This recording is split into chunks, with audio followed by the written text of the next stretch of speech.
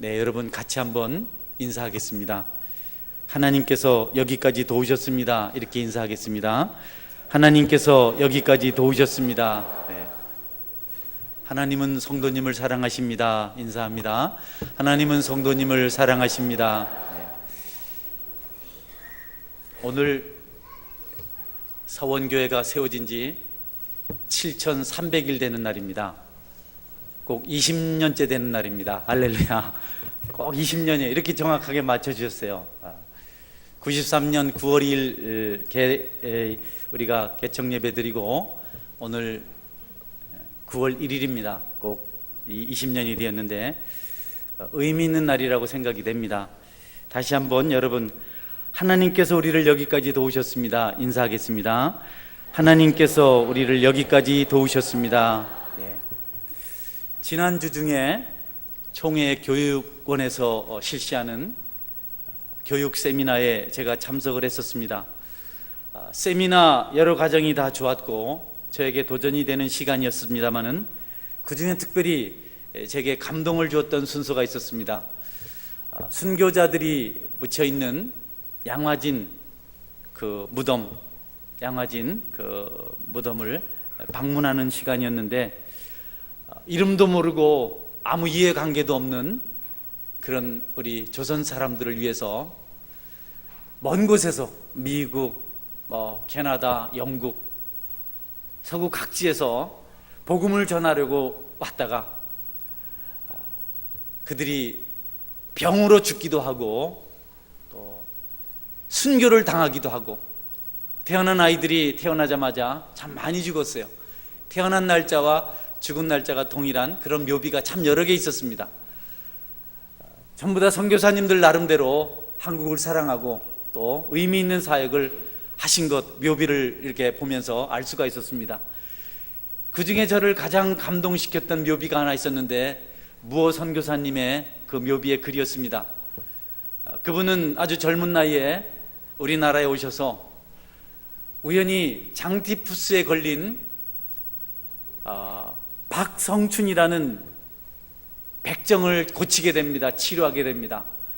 사람으로 인정받지 못하고 죽어도 눈물 하나 흘리지 않았던 신분을 가지고 있었던 백정 박성춘이 이 무어 선교사의 치료로 말미암아 고침을 받고 회복이 되었습니다. 이 일로 인해서 백정 계급을 전도할 수 있게 되었습니다. 정말 힘을 다해서 이 병 고침받은 박성춘의 도움을 받아서 많은 백정들에게 복음을 전합니다. 천시받고 버림받은 사람들, 인격적인 대접을 받지 못하는 사람들을 위해서 이 젊은 선교사가 아주 애를 쓰면서 그들을 섬깁니다. 교회가 부흥되었습니다. 함께 예배를 드리던 어느 날 양반 계층의 사람들이 찾아와서 이 선교사님에게 말을 합니다. 우리는 양반이고 저들은 백정이고 상놈입니다. 저들과 함께 예배 드릴 수 없습니다. 우리가 저들과 구별된 예배를 드릴 수 있도록 해주십시오. 그때 무어 선교사가 단호하게 예수님에게는 신분의 귀천이 없습니다. 신분의 차이가 없습니다. 하나님을 믿는 우리는 그렇게 할 수 없습니다. 여러분, 단호하게 양반들의 요구를 거절하고 소외된 불쌍한 백정들을 계속해서 돌보았다는 그런 이야기를 읽으면서 제가 알지 못하는 감동으로 그곳에서 눈물을 좀 흘렸습니다. 이것이 그리스도의 사랑이구나. 힘들고 어렵고 고통당하는 사람들에게 복음을 전하는 것, 그들이 새로운 세계를 경험하게 되는 것, 새 삶을 시작하게 되는 것, 이것이 바로 예수님께서 하늘 보좌를 버리시고 이 땅에 오셔서 십자가에 죽으시고 보혈의 피를 흘린 그런 이유가 되겠구나, 이런 생각을 했습니다.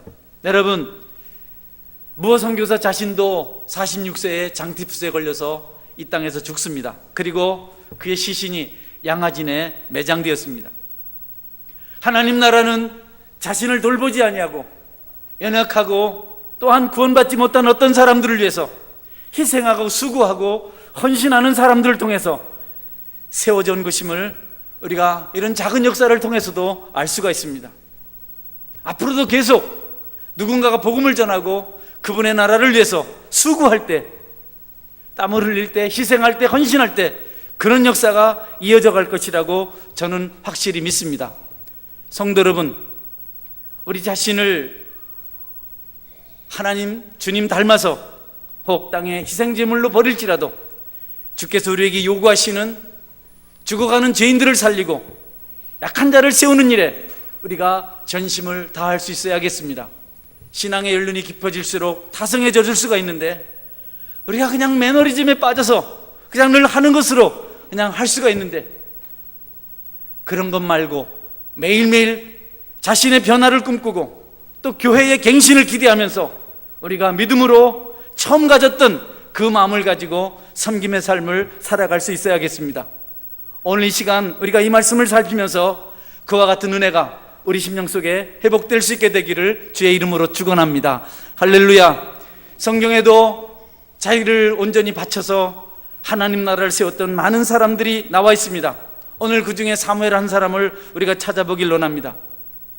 사무엘은 그의 어머니 한나가 눈물로 기도해서 얻은 아들입니다. 한나는 그의 서원대로 사무엘이 젖을 떼었을 때 하나님의 성전에서 살도록 하나님께 바쳤습니다. 어린 나이에 어머니 품을 떠나서 그는 성전에서 어린 시절부터 그렇게 보내게 됩니다. 사무엘이 성전에서 자라던 그 시기는 소망이 없는 암울한 시기였습니다. 꿈이 없는 시대였습니다. 온 세상이 죄로 가득 차 있었던 그런 시기였습니다. 성전이라고 했지만 성전조차도 병들어 있었던 때였습니다. 제사장도 분별력이 없는 눈 멀어버린 그런 모습으로 살았고, 제사장의 아들 세습되는 그 제사장직, 제사장의 아들들도 죄악의 가장 중심에 서 있었습니다.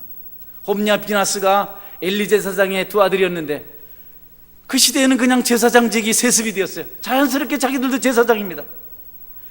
근데 그 두 아들이, 그 제사장이 저지른 죄가 성경에 기록되어 있는데 너무도 잔인하고 너무도 악랄하고 너무도 추합니다. 백성들이 하나님께 드리려고 그 소중한 제물을 가지고 오면 그래서 하나님께 드리기도 전에 자기들이 강탈을 합니다.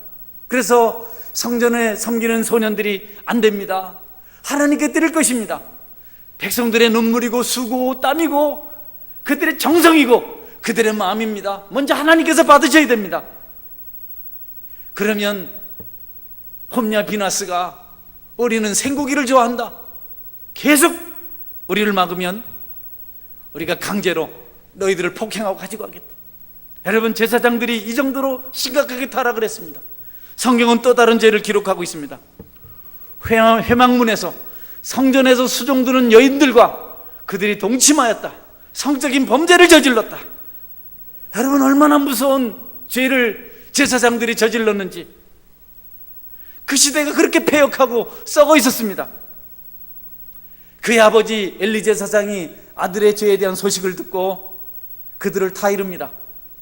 얘들아, 사람이 사람에게 범죄하면 하나님이 심판하시려니와 만일 사람이 여호와께 범죄하면 누가 그를 위하여 간구하겠느냐 하되 그들이 자기 아버지의 말을 듣지 아니하였으니 이는 여호와께서 그들을 죽이기로 뜻하셨음이니라. 아버지가 말립니다. 사람이 사람에게 범죄하면 어떻게 도움을 받을 길이 있지 않느냐. 하나님께 도움을 구해서 이 사람이 이 사람한테 실수했는데 하나님 용서해 주지 않으면 되겠는데, 너희들이 하나님께 범죄하면 우리가 누구한테 도움을 구하겠느냐. 그래서는 안 된다. 그런 죄를 저질러서는 안 된다. 그러나 그 아들들이 듣지 않아요. 그 귀담아 듣지 않아요. 흘려버려요. 사무엘서를 기록한 성경기자는 말하기를 이는 여호와께서 그들을 죽이기로 뜻하셨음이니라. 여러분, 하나님 말씀이 들려지고 옳다고 여겨짐에도 불구하고 계속 죄를 짓게 된다면, 계속 악을 범하게 된다면 혹 하나님께서 죽이려고 뜻을 정하신 것이 아닌가 생각하시고, 여러분 돌아보시며 두렵고 떨림으로 그 죄로부터 여러분 자신을 구별하시게 되기를 주의 이름으로 축원합니다. 내가 죄를 지어서는 안 되겠구나, 내가 나쁜 짓을 하고 있구나, 안 되지, 이러면 안 되지, 느낌이 왔습니다. 그런데도 다음에 똑같이 같은 죄를 반복해서 저지르면 여러분 생각하십시오. 혹시 하나님께서 나를 버리셨는가? 내가 이런 악한 일을 저지르면서도 두려움이 없고 찔림이 없고 계속 반복하고 있는 것, 사람을 속이고 있다고 만족하고 있는 것, 내가 하나님께 버림을 받은 것 아닌가, 내가 심판받은 자가 아닌가, 이런 생각을 한번 해보시기를 주의 이름으로 축원합니다. 여러분, 하나님이 버리시기로 작정하면 양심이 화인 맞아서 죄가 죄인지 모르고 죄를 합리화시킵니다. 다 그러는데 뭐 그럴 수도 있지, 어쩔 수 없잖아, 다 약한데. 여러분, 하나님의 성령이 떠나면 사울왕과 같이 눈물 흘리지만, 후회하지만, 다시는 다윗아 그러지 않겠다고 말하지만 또다시 악령이 찾아와서 죄를 범하게 하는데, 우리의 심령이 그렇게 되지 않도록 기도하고 늘 낮은 곳에서 십자가를 바라보는 그런 믿음의 사람이 될 수 있기를 주의 이름으로 축원합니다. 할렐루야. 여러분, 온 세상이 그렇게 병들고 성전조차도 썩어 있었을 때, 그때 사무엘이 제사장의 그런 모습을 보면서 잘합니다.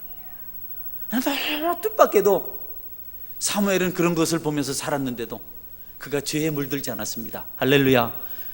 여러분, 성전의 제사장조차도 병들고 그 아들들조차도 병들고 온 세상이 죄악 가운데 있었고, 사무엘은 어릴 때부터 그것만 보고 살았어요. 그러나 사무엘은 그들과 달랐습니다. 이 세상을 살아갈 때 우리를 준비시키고 우리를 세우시는 분은 하나님이 확실하다는 사실을 이 말씀을 통해서 볼 수가 있습니다. 여러분, 핑계하지 마십시오. 세상이 이래서, 환경이 이래서 어쩔 수 없었습니다. 아니, 유혹을 해오는데 어쩌나요? 완력을 행하는데 어쩌나요? 나를 두렵게 만드는데 어떻게 할 수 있습니까? 어쩔 수가 없었습니다. 여러분, 그런 말 하면 안 됩니다. 사무엘을 보니까 하나님께서 그를 은혜로 붙드시고 축복하시니까 그 무서운 죄가 간영한 세상 속에서도 그가 잘 준비되어서 마침내 하나님께 쓰시는 위대한 지도자가 되지 않았습니까? 세상이 배반하고 탈선하고 빼앗고 죽이고 음란하고 게으르고 사치하고 낭비하고 패악한 모습으로 계속해서 발전되고 있다 할지라도, 저와 여러분은 하나님의 은혜를 받아서 그 세상의 물결을 거스를 수 있는 능력의 사람이 될 수 있어야겠습니다. 살아있는 성도가 되어서 모든 셋발을 거슬러서 올라갈 수 있는 성령의 사람들이 다 되시기를 주의 이름으로 축원합니다. 사무엘이 그렇게 살았습니다. 하나님 은혜가 있었기 때문에 사무엘은 그 타락한 시대를 본받지 아니하고 하나님 쓰시는 깨끗한 사람으로, 순전한 사람으로 세움을 입을 수가 있었습니다. 로마서 기자는 말합니다. 너희는 이 세대를 본받지 말고 오직 마음을 새롭게 함으로 변화를 받아 하나님의 선하시고 기뻐하시고 온전한 뜻이 무엇인지 분별하도록 하라.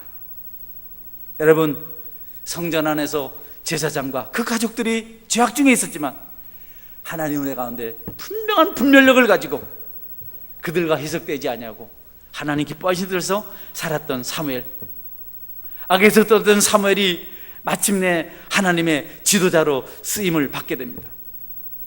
여러분, 악한 일을 멈추지 않으면 하나님께서 그들을 끝장냅니다.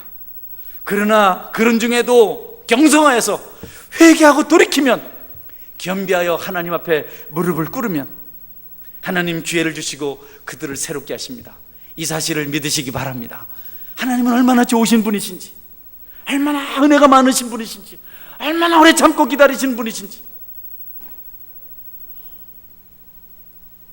사무엘은 그 시대에 가장 깊숙한 곳, 가장 하나님의 은혜가 깊은 은밀한 곳에서조차도 병들어 있는 그런 곳에서 살았지만, 여러분, 하나님의 은혜 가운데 준비될 수 있었습니다. 저는 여러분들이 그분의 은혜 때문에 용서받고 준비되어서 하나님께 쓰시는 귀한 사람으로 꼭 세워질 수 있는 그런 축복의 주인공이 다 될 수 있기를 바랍니다. 하나님 붙드시면 아무도 우리를 빼앗지 못합니다. 누가 우리를 그리스도 예수 안에 있는 하나님의 사랑에서 끊을 수 있겠느냐? 아무도 그렇게 할 수 없다고 성경은 말씀하고 있습니다. 사무엘이 지도자가 되었을 때 이제 이스라엘을 위해서 여러 가지 일을 합니다. 그가 그동안 하나님께 연단을 받았고 준비되었기 때문에 그가 이스라엘 지도자가 되었을 때, 그 타락하고 위기에 처해 있는 이스라엘 지도자가 되었을 때 사무엘이 여러 가지 일을 하게 되는데 그가 가장 첫 번째 한 일이 온 이스라엘 백성들을 미스바 광장에 모이게 해서 회개 운동을 일으킨 겁니다. 여러분, 주변에 블레셋 군대들이 위협을 하고 있습니다. 많은 이스라엘 민족들이 이스라엘 백성들을 공포에 떨게 만듭니다. 이스라엘 백성들로 안전하게 만들고 적들에게도 경계를 할 수 있는 그런 방편들을 찾아야 되는데 그는 그렇게 하지 않았습니다. 칼을 만들거나 창을 만들거나 성을 쌓거나 이런 일을 하지 않았습니다. 그게 우선이 아닙니까, 여러분? 그러나 사무엘은 그가 알고 있는 영적 지식이 있었습니다. 창을 만들고 칼을 만들고 성을 쌓고 군사를 모집해서 훈련시키는 것도 중요하겠지만 그것보다 더 중요한 일이 있다는 사실을 사무엘은 알고 있었습니다. 그래서 백성들을 불러 모아서 회개운동을 일으킨 겁니다. 사무엘은 분명히 보았습니다. 하나님을 바르게 섬기지 못하는 죄인들이, 하나님 앞에 악을 행하는 자들이 어떤 수고를 해도 어떤 방편을 가지고 나가도 전쟁에 이길 수 없다는 사실을 분명히 알고 있었습니다. 여러분, 블레셋이 공격해 왔을 때 홈냐 비나스가 계속 블레셋에게 전쟁에 밀립니다. 계속 피합니다. 그러니까 그들이 생각을 하나 합니다. 법궤를 가지고 오자. 법궤를 가지고 오면 전쟁에 이길 수 있다. 그래서 성전에는 법궤를 들고 전쟁터에 나갔습니다. 이스라엘 백성들이 고함을 칩니다. 이제 우리가 전쟁에 이겼다. 법궤가 왔으니까. 법궤가 옮겨질 수 없는 건데 이유 없이 옮긴 것도 그들의 죄악이고, 그들이 죄를 저지르면서 법궤를 의지한 것도 또 다른 큰 죄고, 여러분, 이스라엘 백성들이 법궤를 놓고 소리를 지르고 힘을 얻으니까 블레셋 사람들이 잠깐 주춤했습니다. 큰일 났다. 이스라엘 하나님이 저들 속에 찾아왔다. 그러나 여러분, 그 전쟁에서 실패했습니다. 법궤도 빼앗겼습니다. 홈냐 비나스가 죽습니다. 법궤를 빼앗겼다는 소식을 듣고 제사장 엘리도 의자에서 떨어져서 목이 부러져 죽습니다. 그의 며느리가 아이를 낳다가 고통 가운데 죽습니다. 아들을 낳았어요. 산파들이 말합니다. 기뻐하라, 내가 아들을 출산했다. 그러나 며느리가 죽습니다. 죽으면서 한마디 합니다. 이 아이의 이름은 이가봇이다. 하나님의 영광이 이스라엘에서 떠났다. 사무엘은 그 모든 과정을 똑똑히 보았습니다. 패역한 자들이, 죄를 가지고 있는 자들이 껍데기를 가지고 법궤를 들고 간다 할지라도 이기지 못하고 패하고 망하는 것을 그가 두 눈으로 똑똑히 보았기 때문에 사무엘이 창을 만드는 대신, 칼을 만드는 대신, 성을 세우는 대신, 백성들을 훈련시키는 대신 먼저 회개운동을 일으키게 된 것입니다. 성도 여러분, 가장 중요한 것이 무엇인지를 여러분이 깨달으시길 바랍니다. 하나님을 돈으로 섬길 수 없습니다. 하나님을 우리의 적당한 선행으로 섬길 수 없습니다. 우리가 많은 봉사를 하지만 그것이 우리의 경건을 대신할 수는 없습니다. 먼저 하나님 앞에 우리가 인격적으로 믿음으로 새로워지는 그 일을 구하고 기대하고 바라고 하나님께 도움을 청할 수 있어야겠습니다. 성도 여러분, 먼저 경건한 능력을, 은혜의 삶을 회복하시기를 주의 이름으로 축원합니다. 먼저 그 일부터 하셔야 됩니다. 사인이 오거든 위기가 찾아오거든 그걸 덮으려고 눈가림할 생각하지 말고 하나님 앞에 무릎 꿇고, 하나님, 내 문제가 뭡니까? 내가 무엇을 어떻게 해야 합니까? 내가 지금 제대로 가고 있습니까? 내 삶이 진부하고 풍성하지 못한 이유가 무엇 때문입니까? 그래서 사무엘은 이스라엘 백성들을 모아서 먼저 기도합니다. 여러분, 무장하지 않은 이스라엘 백성들이 다 거기 모였습니다. 이스라엘 백성들을 괴멸시키려 간 적군들에게는 얼마나 좋은 기회입니까? 창 하나 없고 칼 하나 없는 오합지졸 백성들이 한자리에 다 모였습니다. 우리 죽여달라는 거 똑같잖아요. 블레셋이 반드시 공격해 올 겁니다. 사무엘 그거 알아요. 그래도 하나님 믿었습니다. 위기가 찾아올 줄 알지만, 위험이 찾아올 줄 알지만 그래도 하나님을 믿었습니다. 여러분, 예상이 맞았어요. 블레셋 군대들이 말합니다. 이스라엘 백성들이 아주 그냥 바보짓을 하네. 이스라엘 백성들이 아무 무장도 하지 않고 광장에 모여 있답니다. 그래, 우리 가자. 여러분, 이스라엘 백성들을 공격해 옵니다. 블레셋 군대들이 모여 있으니까, 벌판에 모여 있으니까.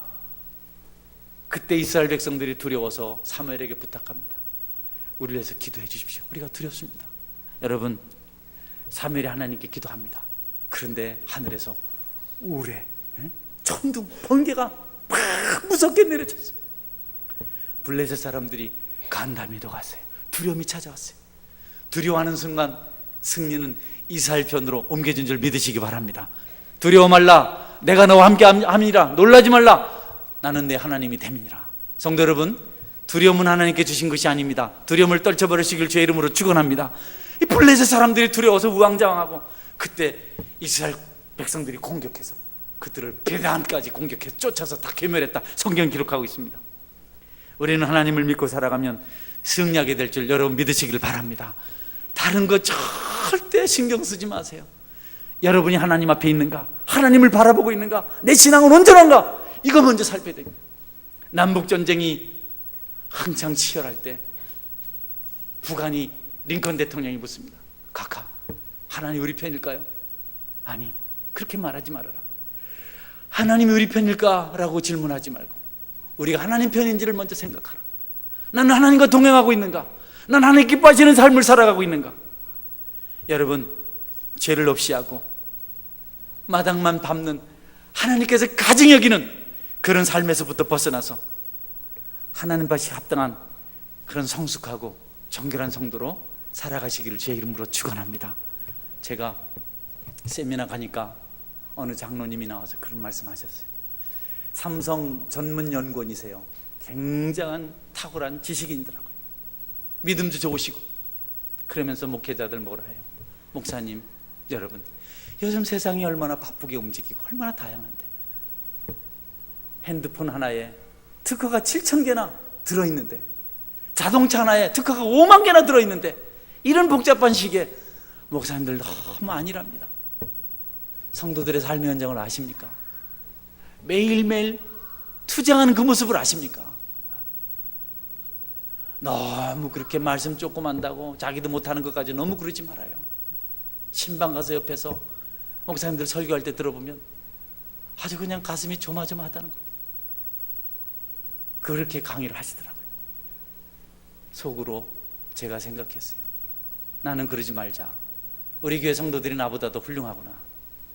정말 중요한 것 껍데기로 나가지 말고 그들이 할 수 없는 것, 그들이 특허낼 수 없는 것, 진실과 정직으로 섬김으로 하나님 교회를 섬겨야 되겠다, 이런 깨달음을 얻었습니다.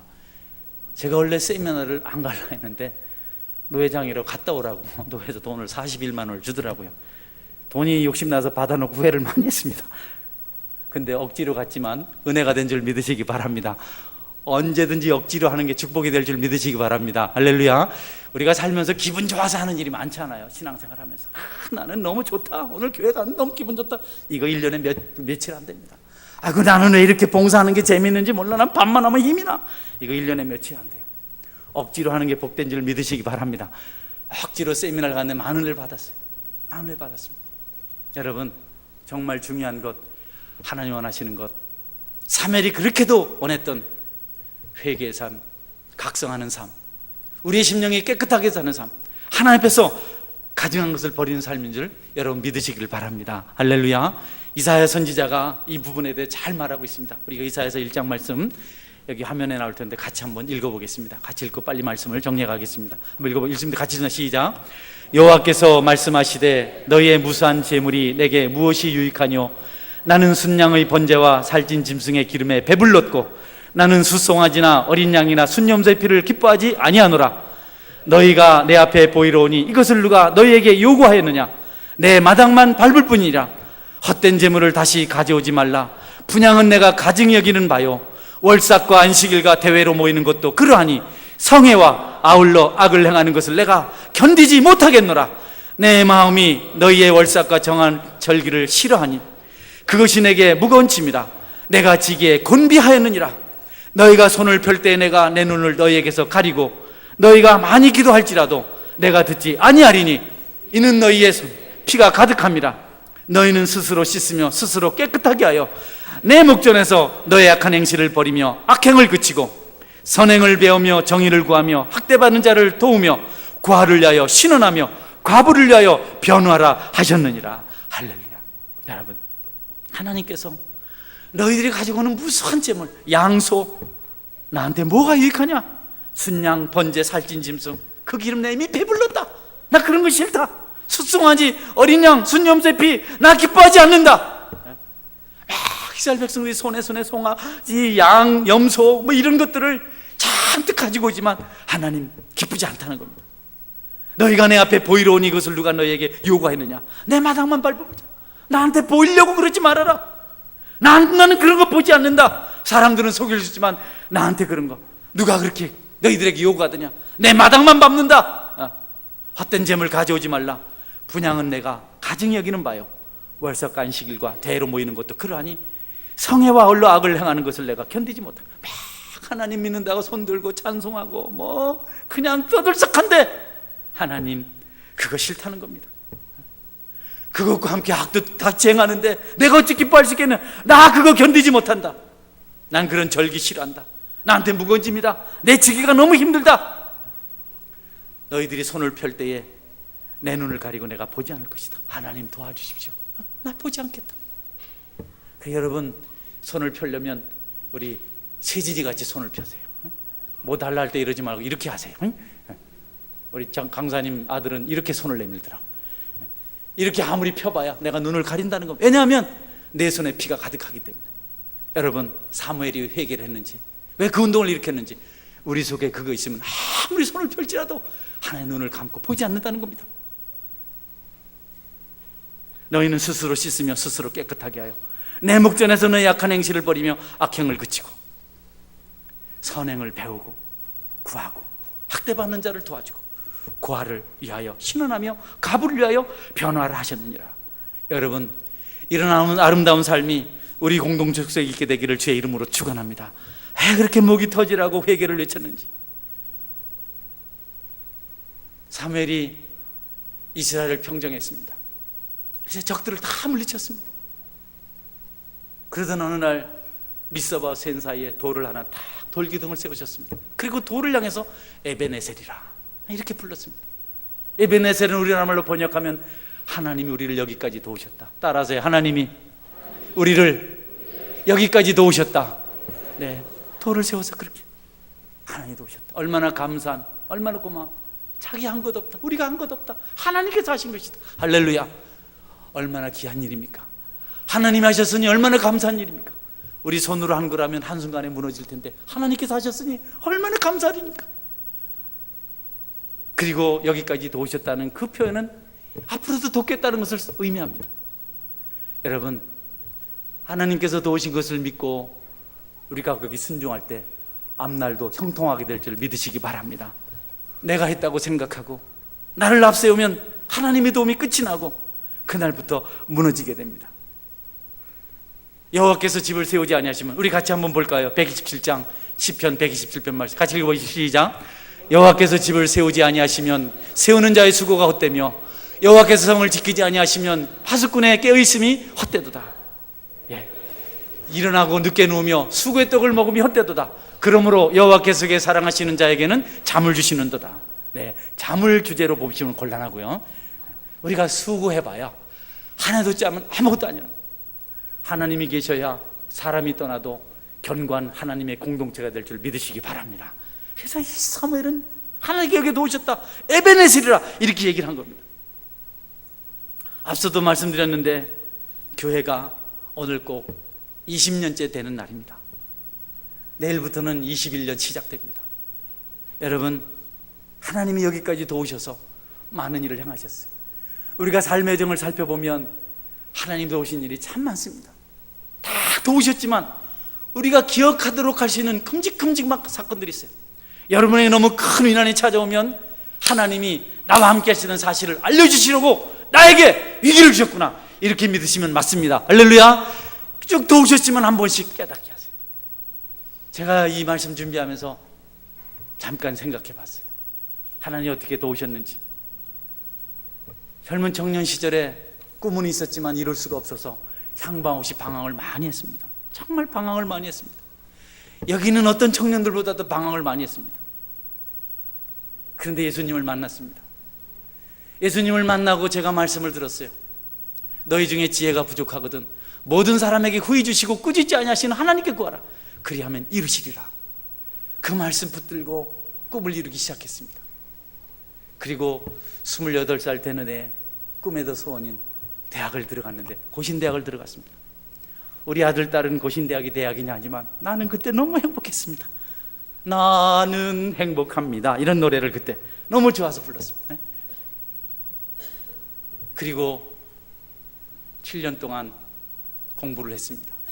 대학원도 정말 하나님의 은혜 가운데 입학을 할 수가 있었고, 그런데 고민이 있었어요. 장가를 못 갔어요.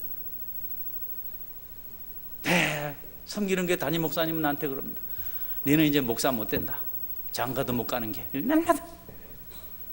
근데 나를 너무 좋아하는 한 자매가 나를 찾아와서 결혼하겠다고.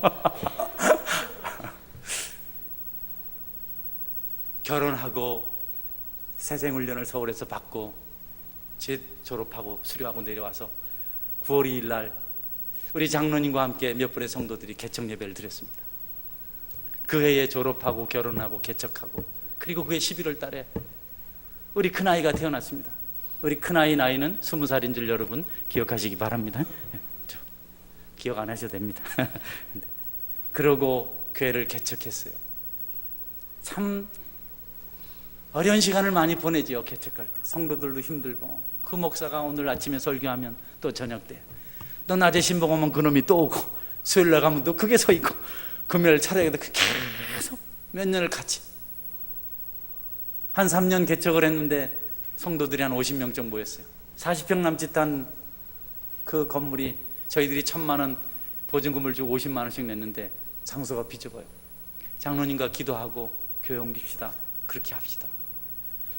땅을 여기 93평짜리 보고, 또 저쪽에 옛날 서원지소 거기 있던 그곳에 130평을 보고, 근데 여기가 좋더라고요. 여기는 완전히 너무너무 그냥 너무 낙후된 지역이었습니다. 쓰레기가 산더미처럼 쌓여있었고, 조개 껍데기가 뭐 얼마나 옛날부터 쌓여, 하수구 냄새가 얼마나 많이, 모기가 얼마나 많아. 근데 여기가 좋아 보여요. 제가 하룻밤 와서 기도하고, 장로님 하룻밤 와서 기도하고, 그런데 돈이 없어요. 땅을 사야 되는데. 그래서 그때 유대식 강사님 아버님을 찾아갔어요. 집사님, 우리 돈이 없는데 이 집 좀 저당 잡아서 돈 1억만 빌려주세요. 빌려줬어요? 안 빌려주세요? 그때 빌려주더라고. 여러분들 누가 내가 가거든 저당 잡아서 빌려줘요. 그땐 1억이지만 지금 10억입니다. 할렐루야! 그래서 땅을 샀어요. 사가지고 조리식 63평을 지었는데, 나는 그 조리식, 판넬 조리식 건물이 대한민국에서 제일 좋은 교회 건물인 줄 알았습니다. 너무 좋은 겁니다. 매도 50만 원씩 세 안 줘도 되고, 그래서 우리 교회당이니까 얼마나 좋아요. 그렇게 또 시간이 많이 지납니다. 그러면서 틈만 나면 빚을 얻어서 땅을 조금씩 샀어요. 몇 년 지나니까 약 240평 정도 땅이 이렇게 매입이 됐습니다. 부채가 한 2억 정도 됐는데 어느 날 시에서 도로 낸다고, 도로 보상하겠다고. 그래서 그때보다는 아주 그 보상가가 높게 가서 막 땡깡을 놨습니다. 시청해가지고. 그래서 3억 9,200인가 이렇게 그때 150평 땅을 주고, 그때는 그게 큰 돈이었습니다. 그래서 부채를 갖고 땅을 매입을 하고 막 힘을 얻어서, 그때 성도들이 얼마나 은혜가 많았는지 매입을 막 해서 600평 땅을 만들고 이 건물을 지었습니다. 그러면서 꿈에도 그리던 100명의 성도가 넘고, 그리고 얼마 있지 않아서 200명이 넘고, 하나님이 순간순간 함께 하셨는데, 교회를 짓고 땅을 사고 나니까 부채 8억이 우리에게 짐으로 남았습니다. 큰 돈이죠, 8억이. 그런데 여러분, 1년쯤 있는데 재가업자가 와서 자꾸 땅을 내놓으라고 우리는 안 한다 하고, 뭔 배짱으로 안 한다는지 모르겠습니다. 75억 주겠다는 걸 130억 내놓으라 해가지고 계약을 하고 우선 70억 계약금을 받았습니다. 그래서 7억, 70억이 아니고 7억 계약 받았어요.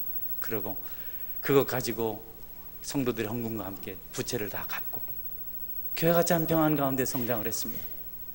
그러나 여러분이 아시는 대로 교회 교육관이 협소해서 지난해에 정말 다음 세대를 위해서 우리가 심혈을 기울여서 많은 부담을 들여서 교육관을 세웠습니다. 그런 과정 속에서 하나님 명령도 기억하고, 또 태국에 1억 정도 들여서 땅을 2,300평 정도 사서 100평 정도의 교회 건물을 짓고, 지금 거기서 얼마나 활발한 선교 역사가 일어나는지, 어제도 또 인도를 선교에 거기 들어가 보니까 미얀마인들과의 엄청난 어려움들이 있는데 하나님 은혜로 다 극복이 되고 이렇게 교회가 세워지는 것, 성장해가는 것을 볼 수가 있습니다. 또 새해에는 교회의 신실한 일꾼들로 세워야 하고, 저는 확실히 믿습니다. 하나님께서 여기까지 도우셨고 앞으로도 도우실 것이라고 분명하게 믿습니다. 성도 여러분, 좋으신 하나님, 우린 약하고 부족하고 티가 많고 허물이 많지만 우리를 사랑하셔서 버리지 아니하시고, 우리가 세속화되지 아니하고 세상에 동화되지 아니하고 죄를 짓지 아니하고 구별된 모습으로 주님을 반듯하게 섬긴다면 여기까지 도우신 그분이 앞으로도 도우실 것을 확실히 믿습니다. 이 은혜가 여러분 삶 속에서 영원토록 함께 있게 되기를 주의 이름으로 축원합니다. 아멘. 같이 기도하겠습니다. 하나님, 여기까지 도우신 하나님 감사합니다. 앞으로도 도우실 것을 믿습니다. 주님 붙잡고 세상에 죄에 희석되지 아니하고 하나님 앞에 구별된 모습으로, 단정한 모습으로, 정말 순전한 모습으로, 주님을 사랑하는 그 모습으로 믿음의 길 걷게 해 주옵소서. 같이 한번 통성으로 기도하겠습니다.